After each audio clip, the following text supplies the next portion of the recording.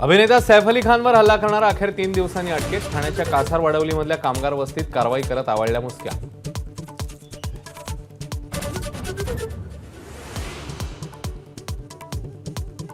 सैफ अली खानवर हल्ला करणारा मोहम्मद शहजाद बांगलादेशी घुसखोर मायदेशी पळण्याच्या तयारीत असताना पोलिसांनी आवळल्या मुसक्या.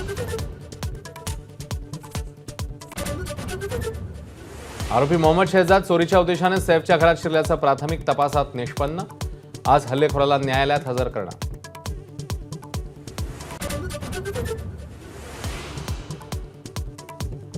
जीपेवरून केलेल्या व्यवहारावरून सैफ अली खानच्या हल्लेखोराची ओळख पटली. आरोपीकडून बांगलादेशचा जन्मदाखलाही हस्तगत.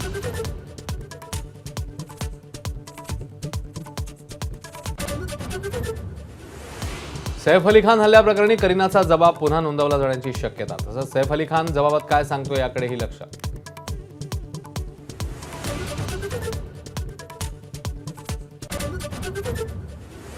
बीडमधल्या प्रकारामुळे पक्षाची बदनामी. स्थानिक निवडणुकांपूर्वी होणारी बदनामी पक्षहिताची नसल्याची नवाब मलिकांची भूमिका.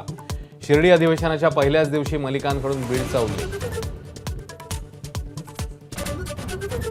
देवेंद्र फडणवीस गडचिरोलीचे पालकमंत्री. एकनाथ शिंदेंकडे ठाणे आणि मुंबई शहरचं पालकत्व, तर अजितदादांकडे पुणे आणि बीडची जबाबदारी.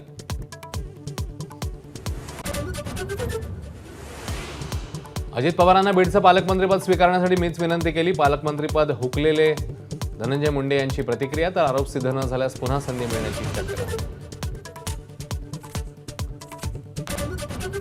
नाशिकमध्ये दादा भुसे आणि रायगडमध्ये भरत गोगावलेंवर अन्याय. पालकमंत्रीपद वाटपावर शिंदेंच्या शिवसेनेची तीव्र नाराजी. उपमुख्यमंत्री शिंदे भाजप आणि राष्ट्रवादीच्या नेत्यांशी करणार चर्चा.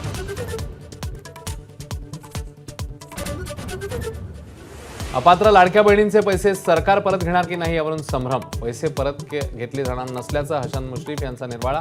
तर अपात्र बहिणी स्वतःहून पैसे परत करत असल्याचा तटकरेंचा दावा. दावोसच्या वर्ल्ड इकॉनॉमिक फोरमच्या बैठकीसाठी मुख्यमंत्री फडणवीस रवाना. उद्योगमंत्री सामंत यांच्यासह MIDC, MMRD आणि सिडकोचं शिष्टमंडळही सोबत. ABP माझा, उघडा डोळे बघा नीट.